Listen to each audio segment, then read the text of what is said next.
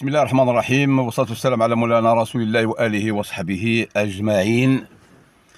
نائب الرئيس الوطني لجمعية الدفاع عن حقوق الإنسان وعضو الهيئة التنفيذية، إلى السادة الأفاضل، السيد وزير التربية الوطنية والتعليم الأولي والرياضة المحترم، السيد رئيس النيابة العامة المحترم، السيد وكيل العام للملك بمحكمة الاستئناف الرشيدية المحترم، السيد الوكيل العام للملك بمحكمة الاستئناف بفاس المحترم، السيد وكيل الملك المحترم بالرشيدية كذلك، والسيد باشا مدينة فاس المحترم.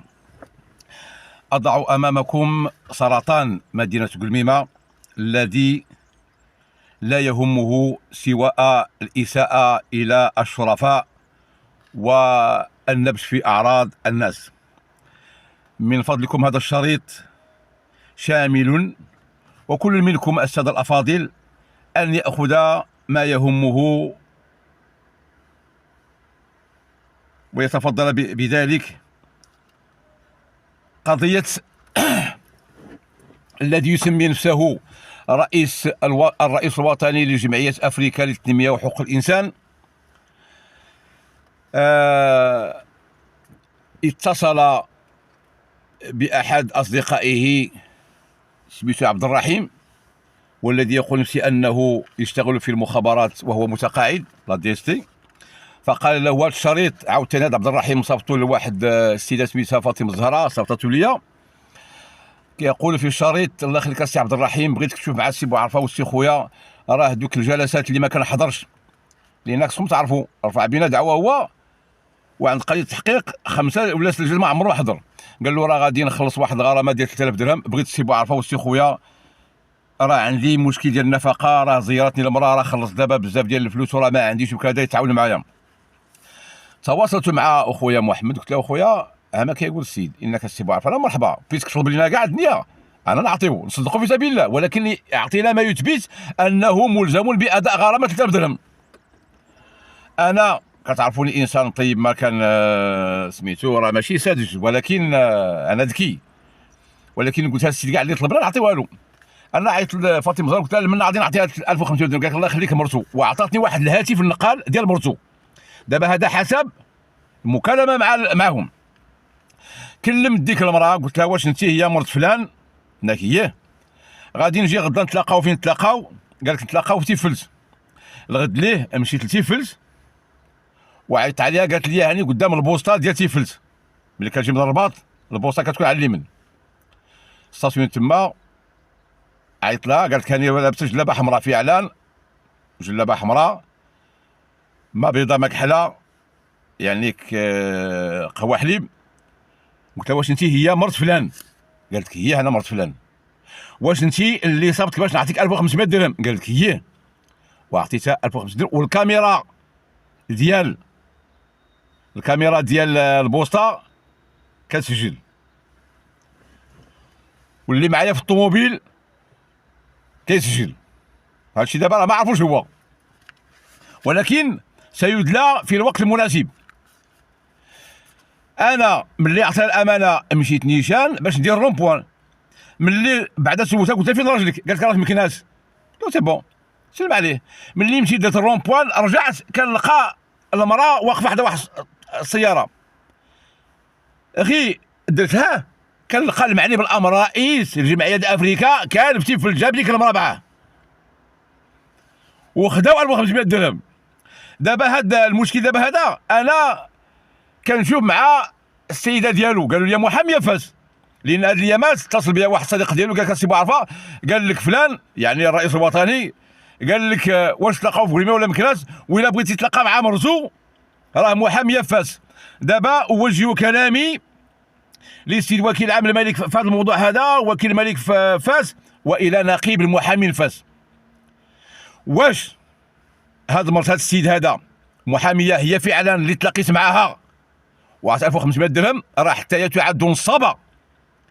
وإلا ماشي هي، شكون خص هاد المحاميه تعترف بانه راجلها جاب الخليله ديالو والصديقه ديالو وانتحلوا الصفه وكذا الى اخره باش ياخذوا ديك 1500 درهم. هذا رساله موجهه الى المحاميه الزوجه ديالو، ان كنت فعلا اللي كنعق عليك مزيان ان كنت فعلا انت اللي جيتي التفلت وعطيك 1500 درهم فانت نصابه. وراه هذا الموضوع هذا ما غاديش ننساه، راني درت رسائل راه توصلوا بها الناس. ويلا انت يا بنت الناس ما درتي والو، ماشي انت هي هذيك، احتراماتي لك، راه راجلك، راه نصب عليك راجل. ونزيدك واحد القضيه اخرى، هاد المراه اللي نصبات اللي عطيتها 1500 درهم ماشي هي المراه اللي تلاقيت معاه، لان واحد النهار كان حدا مهضره في سلال في باب المريصه، تلاقيتو مع واحد المراه بالليل بين المغرب والعشاء، قصيره القامه تقريبا في التقاده ديالو في الطول تقريبا سمراء، باش تعرفوا بانه هذا السيد هذا انسان فاسد بما في الكلمه من معنى.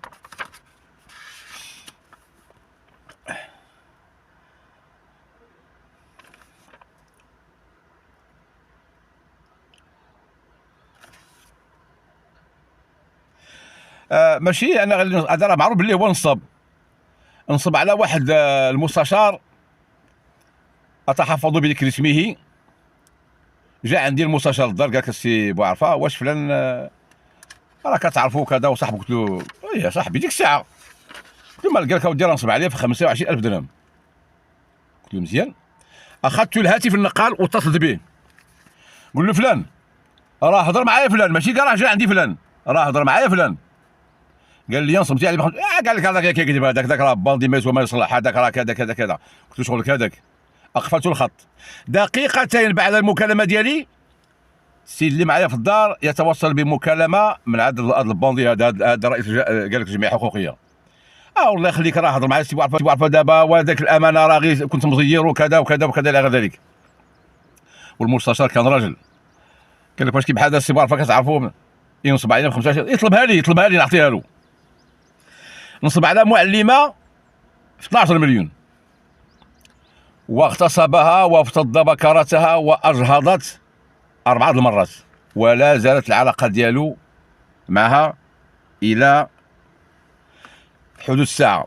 اغتصب طفلا بيقول ميمه، وذاك الطفل تعقد، راه دابا مشى بحال داوه الاهل ديالو فرنسا لبرا، وقضى هذا الباندي هذا قضى عقوبه حبسيه بالرشيديه، وراه الوثائق تدل على ذلك. دابا هذا استاذ يغتصب الاطفال، هذا استاذ ديال التربيه يغتصب الاطفال. كي بحال دابا القاضي ملي يجي الاستاذ كيقول اغتصب، قال له انت شكون هو المهمه ديالك؟ تربيه الجيل وكتغتصب الاطفال. يعني ما هذا. استقبل بمكتبه شابتين تلقوا في الرشيديه، واحده من الفقيق واحده من منطقه الحج. قال لهم انتم تخدموا عندي في المكتبه، عندهم مكتبه في شارع الحسن الثاني. داو من تما، ديك بنت منطقه الحج مطوره، قالت هذا يمكن بوندي هذا، وراه فعلا باينه فيه بوندي. مشات بحالها فلتات، فاغتصب هذيك بنت فقيق، يمكن قالوا لي كاع حملت منه كاع ربما. ايتي حيا وعثمان جاء يعني مجموعه مدارس الامام مالك فيهم القصر ديال يحيى وعثمان، ناس طيبون كرماء ديال الخير. قرر تما كيقول لهم انتم الحرام يعني الكحل، ما تمشيوش للجنه وراه الرسول ما كاينش، ونوض الفتنه والوثائق راه عندكم كاملين. كيقول لهم راه الرسول ما كاينش ونوض الفتنه مما اجج السكان ودعوا تظاهرا وجراو عليه شي بلاصه اخرى. هذا كيقول للناس هذا مول الفتنه، هذا قلت لكم هذا غير الفتنه. اش كيعرف السيد باشا مدينه فاس المحترم؟ ملي يجي عندك واحد الباندي ولا اي مواطن كما كان وعطاك واحد الطلب يدير وقفه احتجاجيه، وتريت وقلب وسول منين جا فين مشى الى اخره، باش نعطوه الترخيص لاي كان باش يدير وقفه احتجاجيه امام محكمه الاستئناف ضد من؟ ضد برلماني وضد القضاة. كيدير لهم في واحد المنشور راه عندكم من يتستر على البرلماني العلوي المهدي، من يتستر عنه، يعني انه يتهم القضاة ديال فاس، والقاضي يتحقق اللي عنده الملف انه يتستر على ويتهم. يعني هادشي هذا راه واضح. راه نضت مع الاستاذ ديالنا المحامي قال لك السي بوعرفه هذا الكلام خطير جدا. ثم العلوي المهدي رئيس جماعه الترابيه ديال الملعب وبرلماني حالي، عنده ملف في القضاء. القضاء سيبوت في ملفه كما يبوت القضاء في ملايين ملفات، ويصدر القرار الذي نحترمه ونقدره بكل ونتقبل بكل صدر بقلب بصدر رحب، يعني ما لا نناقشه ولا ننتقده، ولكن باش يجي هذا قبل المحاكمه وقبل النطق بالحكم وكذا وكذا، هذا راح تحتيل على القضاء ويمس بكرامة وهبة القضاء. ثم الاخوان الكرام، العلوي مولاي مهدي راه عنده 6 ديال الاحكام بالبراءه، رفع به هذا الرئيس الوطني ديال حقوق الانسان اللي كيقول حقوق الانسان، رفع به دعوى 6 المرات، وحصل العلوي المهدي على 6 ديال الاحكام بالبراءه. وفي مكالمه هاتفيه قال لي بانه الاستاذ العزيز الحصبري تكلف بالملف، وغضون هذا الاسبوع المقبل سيقوم بالمتعين. ثم نرجع بكم الذاكره، سولوا هذا البوندي هذا النصاب هذا واش العلوي ما كانش كيدور معاه 2000 درهم 3000 درهم 4000 درهم؟ غير هو عاوتاني ملي كيجي واحد عاوتاني من واحد جهه اخرى وكيدور معاه كيتحرك عاوتاني. ثم السي وزير التربيه المحترم، والسيد مدير الاكاديميه السي دردور، والسيد المدير الاقليمي السي ادروالي بن مرشد ديال المحترم كذلك. بغيناكم تقلبوا دوك اموال ديال مدرسه النجاح اللي كان كيسيرها هو، راه عندنا تصاور ديالو هو كان كيصبغ المدرسه، واش هذا عمل تطوعي ولا كاين شي فاكتورات ولا كذا؟ تبين الله يرضي عليكم، خاصه السي ادردور المدير الاكاديميه والسيد المدير الاقليمي تبينوا في هذه القضيه ديال مدرسات ديال النجاح والفلوس اللي تصرف فيها تما. رجعت بيا الذاكره شويه للور 2006، كان هو موسيق ديال دوك ضحايا النظامين، وشحال ديال الفلوس اللي جمعوهم ب 400 من هنا وكذا وكذا وكذا وكذا، بان ندير لكم ما ندير لكم، ما دار لهم والو، الى ان اتى الاستاذ بوعرفه في 2015 وقام بعمل جبار مع السي سعيد امزازي مشكورا، فتم تسويه الملف ديال ضحايا النظامين الاساسيين. محمد خويا اللي هو صديق ديالو 40 عام يسالوه يعطيكم اسرار ديالو شكون هي، اش كان كيدير، كيلقاه كيكسب، وقد بلغ الى علمنا وكذا وكذا وكذا، وقد تلقينا شكاوى من كذا، كيقول له وداش هادشي هذا، كيقول له حتى انت غير الكذب وصافي غير. ثم اكفت من هذا سعيد العنزي تشفين، استاذ متميز رجل طيب، ودخلته ما خلى مكتب عليه وما وقروا له هو الاسره ديالو، حتى الاسره ديالو كتب عليهم ودار لهم وكذا لهم ودار لهم، وخداو البراءه في جميع سميتو. اش كيتسنى هذا؟ غير باش القضيه تعرفوها، اي واحد سولتوه، لان دابا النيابه العامه راه عندكم الضابطه القضائيه تحت الاماره ديالكم، اتصلوا بالرئيس مفوض الشرطه ديال قلميمه، اتصلوا بالاخوان في قلميمه، قول لهم شكون هو بوعرفه الراجل ونعم الرجال، شكون هو فلان نصاب. ثم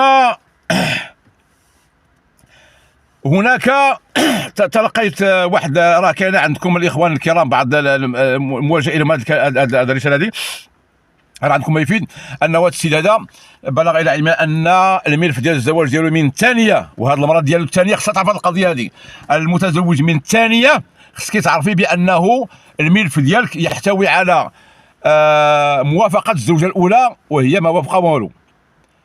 انا اتصلت بها وقلت لها ما يلي، قال لك ما عمري ما سنيت له، قلت له بغيت ندير به شكايه، قالت لي دير به شكايه وانا غادي نشهد، وفعلا درت شكايه وعيطوا للضابطه القضائيه وشهدت تقول بانها لم توافق له بتاتا في الزواج بالثانيه. من اين اتى بتلك الوثيقه المصادق عليها من طرف الزوجه الاولى؟ غادي نختمها بواحد النداء الى الناس اللي غادي يحضروا مع الوقفه الى كاينين، والى المنابر الاعلاميه اللي غادي تحضر معاه الى كاينه. سولوا غير واحد السؤال، واش نصبتي على بوعرفه في 1500 درهم ولا لا؟ واش جيتي مع واحد المراه اللي قلتي مرتك ولا الخايدك ولا ما نعرف؟ الا هو راجل يقول لكم الحقيقه، الا راجل هو يقول لكم الحقيقه.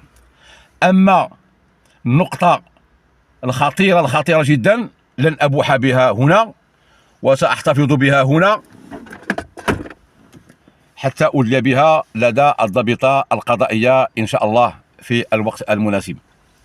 إذن نحن فخورون بالأعمال الجليلة التي نقوم بها لصالح الوطن ولصالح المواطن المغربي، وسنستمر في هذا العمل النبيل إلى أن يرث الله الأرض ومن عليها. دخلوا الصفحة ديال بو عرفة الحسن، راه فيها الصورة ديال الملك حفظه الله ورعاه وديال ولي العهد، هذيك هي الصورة ديالها الرسمية حاليا. وشوفوا الصفحة ديالو، يسألوا قال لك خبر الناس عن الناس، لو التقيت مع هذا الرئيس الوطني بين قوسين ومشينا فوق الماء هو بواحد الجنب سترون من سيسلم عليه الناس ويقبلون رأسه، خاصة التلاميذ ديالي، وشكون اللي غادي يتفاداوه الناس. ثم اخيرا وليس اخيرا بغينا نشوفوا السلطه المحليه، واش ذاك المكتب ديال الجمعيه ديال افريكا للتنميه وحقوق الانسان واش فعلا تدار، واش تدار اخبار السلطه المحليه لائحه الحضور، بغينا نعرفوا واش داك الشيء تدار قانوني باش نعرفوا هذا باللي سميتو، لان هذا معروف بتنصب، كينصب نصاب ومحتال ولا يعيش الا من يعني موارد ديال النصب والاحتيال. معكم نائب الرئيس الوطني لجمعية الدفاع عن الإنسان وعضو الهيئة التنفيذية. تحية الله ويسير. تابعونا على مواقع التواصل الاجتماعي، وما تنسوش الاشتراك في قناتنا على يوتيوب وتفعيل الجرس باش يوصلكم كل جديد.